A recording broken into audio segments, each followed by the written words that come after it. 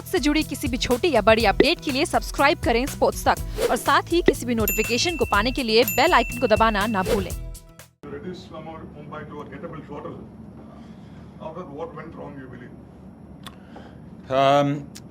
Look, batting-wise, we lost wickets consistently throughout. So the pitch had enough in it to create problems if you were losing wickets. I think the partnership at the front with Rowett and Lewis was quite important. If we were able to keep taking wickets, it might have been 135, 140. Inconsistent but dramatic when it would turn, and we felt it was tough. We did well to drag it back to 155, but we needed good partnerships at the top to minimise the effect of their spinners, and we didn't get that. It just wasn't our day really. A lot of things didn't really go our way, and we didn't create enough to make them go our way. So it was just pack up and head on. Yes, sir. Dhoni hasn't played. CSK has looked the most distressed they have ever looked for many years. Yeah, sure. What is it? How do you deal with it, and why does the team look so distressed? Well, I think you know the answer to that. He's a great leader and a great player. So whenever you take that out of your side, and he's been a constant for us for so many years, that you just get into the rhythms of having him there. When you take a leader like that out, there are going to be some holes to fill. And it's not that we're not trying to fill it; it's just that the hole is quite big. It takes a mammoth effort to lift the team up when you have one of your best player who is unavailable. So there's a psychological aspect as well. But we are good enough to do that, and the two games we've played are probably, whilst we've certainly lost Dhoni, they've been performances that have been well below par from an individual and a team performance. So they've coincided with changing of the side, but they've also been a little bit disappointing in terms of personal performances. Is there an element of insecurity among the batsmen when Dhoni is not there? I don't think so. I think there's comfort when he is there. But he didn't bat in the last game. It was nice having him there. But I think the players are good enough and have enough experience, and that's one of our keys, that when we do have situations that don't go our way, we should have the experience to be able to deal with that. At the moment, we're not. The thing that concerns me is repetitive mistakes. So we're in this situation a few too many times this season. The fact that we're still top of the table is testament to bowlers and individual performances, but I think we've still got team performances left in us, and in some case that's exciting, but you don't want to run out of time hoping. You want to put that into play, and with 2 games left and hopefully finals, then now's a pretty good time to do it. Anyone else? We had a tough season. It's been a tough year for the batsmen. I think CSK is lucky to have 8 men with so many of the batsmen not firing. They depended a lot on Dhoni, and the last match Watson came going to big way after so many. In that context, how worrying is the form of the main batsman, specialist batsman? And in that context, how do you see Vijay's performance today? Because Vijay's first outing and he looked good. So would you consider pitting him in one of these slots where others are not been doing well, or is he only going to open? Okay, a lot of information there. One, I don't think we're lucky to be top of the table. I think we've worked hard for it. We play on a track that is difficult to bat on. So we've worked hard for that. 2, the consistency in selection has given us benefits so far. Watson's a good example of that. We've got players that aren't in form. Vijay has been on the fringes throughout the tournament. He's trained well, and we've discussed opportunities for him at length. Today was that opportunity, and you're right, it would have been good if it was 75 not out. But that over the next 4 days is something that we'll discuss. There's international players that are out of form, and my theory in MS is that we back these players as long as we can, but certainly you don't stay in those positions as of right, you have to earn them. And it was good that Vijay posted a substantial score today, so that was good. It'd be good if we had more competition, but at the moment he's certainly one that put his hand up with an opportunity. A lot of batsmen like Bravo, Jadeja, as well as Jadhav, they haven't got too many opportunities to bat at different times. Yeah, they have. Not like Jadhav, Bravo, Jadeja, as well as in today's case, if you can. They've had a lot of opportunities. It's been better that well, so they've had an abundance of opportunities. I would say Santner just faced 3 balls prior to today. And Fleming, Satner hasn't played that much. Bravo has faced 32 balls. Is it a worry going further into the tournament? No, the least amount they bat, the better. So I'd rather they didn't bat at all, which would mean your top order's going well. So the teams look at the Sunrisers have been dominant at the top. The fact that we've got players down at 8 that can win games is a positive, but they shouldn't face that many balls in a tournament if you're going well. So the fact that they have faced that many balls shows that, one, the conditions we've played in out here have been tricky, and two, we just haven't had players in a rich vein of form as yet. Last year we were very lucky to have Raidu and Watson lead the way with others contributing. I think this year Dhoni has probably been the main contributor, and then Watson, of course, last and Rayner. So there hasn't been a lot of personal milestones met, but again, the conditions here have been difficult and scores have been low. But I would like the top order to keep being greedy. Yes, sir.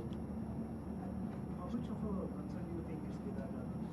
Because he's being an impact player and not, today he had a great chance. So how do you assess him, and where do you think he's going wrong, and what does he need to do to get things right? You would like more.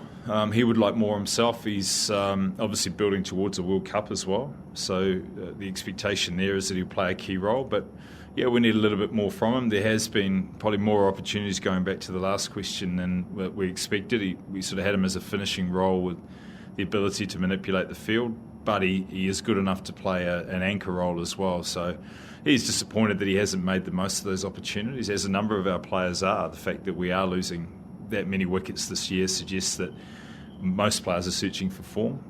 I'll stress again that these conditions out here are hard to really gauge whether you're in form or not, because it's hard to predict how the track is going to play. The last game was probably the best it's played for some time, and Watson made the most of it. But today was tricky for all, and they dealt with it a lot better than us. But yep, if we're going to win it, we need him to produce a bit more as with others. I just want to ask something along those lines in terms of Jadhav and Wright. They haven't really even looked like in a good touch all through the season. But is it important that you want to give them a long run, or is it because you're not still confident about the bench strength that you have? Maybe you have tried someone like Dhruv Shore a couple of games earlier. Still, even if you want to give a break to someone like Jadhav and Wright, they get enough break and. No, this yeah, sure. Going into the playoffs now, because now it's just not 2-3 games he has. Mate, that's fine, and that's our philosophy. Watson we benefited from the other day. Everyone calls for change after 5 or 6 games, and I fundamentally disagree with it. I think T20 is a hard game to play and be consistent at, especially when you bat down the order. So we tend to back international players and make calls right at the start. Dhruv Shore knows that, and he is forging his way in a domestic career so far. But I'm not going to hand out opportunities just because I think guys need breaks or the player's not going that well. We've got to analyse why they're not going well and still make a call whether they have the best skills moving forward. And at this point in moving forward, I still believe that is the case. They play international cricket because they're some of the best in India. To chop and change and get into a muddle, you can actually derail a campaign, and I've seen that, and you've seen that many a time, and that's just not our way. So we make calls very early on, and then we back our players to the hilt. And if we run out of time at the back end of the tournament, then we can analyse it and say, well, maybe there should have been an opportunity for someone else, but that could be next year. So I make no apologies to the players about that, because we think that consistency will allow players who are fractionally out of form to get confidence to get back in form, rather than sitting on the bench stewing over it and then coming back still out of form. Stephen, how do you keep these players motivated, especially someone like Jagdish, who's third specialist wicketkeeper? Sam Billings is not here and Dhoni is not here, but you went for Amati Raidu as Yeah. How do you keep the youngster motivated? Well, it's not a charity. You don't hand out games. You've got to earn games. And these guys are going to be good players, but they are sitting on the fringes for a reason. They're making their way in domestic cricket, and they've got some great skills. But sometimes you can get caught up in how they play in the nets, and experience counts for a lot for me. So that's why, again, make no apologies to the young players that are coming through. They've got to earn their right to play with us. It's been a formula that you'd say has been successful over a number of years, and I'll stress again, if you chop and change and you don't have a basis for what you're selecting players for, you can end up in a right muddle not knowing what you want to do, and then the jug additions and the players spit out at the end of it more confused than they are when they know what they have to improve on.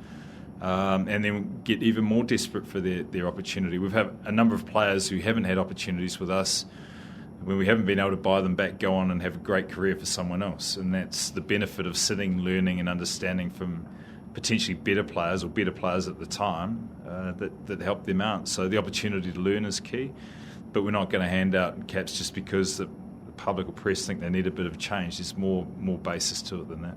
Last two, sir. You asked me. Okay. Can I just have a quick update on what Dhoni and Jadeja have today? They're both pretty sick.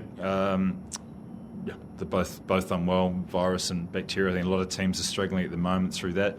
We're looking forward to a 4-day break. It's probably come one day too late, but we've been on that travel play road for a little bit now, so we've got 4 days to recharge, and I think Mumbai benefited from that for the last 5 days, and we're going to look to do the same now. Last one, sir. You were saying that the pitch is difficult to bat down here. So like the Chennai has quality spinners. So do you think winning the toss and fielding second would have fielding for second would have done the good things for CSK? Well, statistically it shows not that winning the toss and bowling first is a key way to go. There's quite a bit of due out there. We just weren't good enough to do it. The last game was a good example of that, and most of the games we've played here this season, apart from one, have been a good example of that. So once you get a trend of how the ground is playing, it's got to be pretty compelling to change that, and hindsight is not a reason or a compelling reason. Thank you.